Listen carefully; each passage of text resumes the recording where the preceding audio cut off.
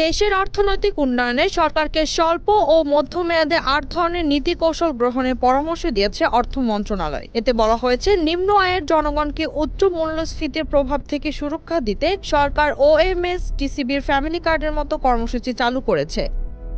বিদ্যুৎ খাতের বিষয়ে বলা হয়েছে, বিদ্যুৎ খাতে দক্ষতা বৃদ্ধির জন্য সরকার 2026-2027 অর্থ বছরে 3 বছর মেয়াদে একটি রোডম্যাপ করছে, যার মাধ্যমে বিদ্যুৎ উৎপাদন ও বিক্রয় মূল্যের মধ্যে সামঞ্জস্য রেখে ভর্তুকি কমিয়ে এ খাতকে আর্থিকভাবে টেকসই করা হবে। খাদ্য নিরাপত্তা নিশ্চিত করতে সরকার সার ব্যবস্থাপনা পুনর্মূল্যায়ন এবং কৃষি উৎপাদনের জন্য প্রয়োজনীয় সব উপকরণের প্রাপ্যতা ও সরবরাহের যেন বিঘ্ন না ঘটে তা নিশ্চিত করছে। ঋণ ব্যবস্থাপনা উন্নয়ন ও আর্থিক ঝুঁকি কমাতে সরকার অর্থ বিভাগের অধীনে একটি স্বয়ংসম্পূর্ণ পরিকল্পনা গ্রহণ করেছে এবং বন্ড বা বিল বাজার উন্নয়নের উদ্যোগ নিয়েছে। নীতি কৌশলের বিষয়ে আরও বলা হয়েছে, অভ্যন্তরীণ নিয়ন্ত্রণ জোরদারে সরকার আর্থিক লেনদেনের অটোমেশন করার প্রক্রিয়া ত্বরান্বিত করবে। পাশাপাশি রাজস্ব আহরণ বাড়াতে মধ্য ও দীর্ঘমেয়াদী রাজস্ব কৌশল ও ট্যাক্স এক্সপেন্ডিচার নীতিমালা গ্রহণ করা হয়েছে।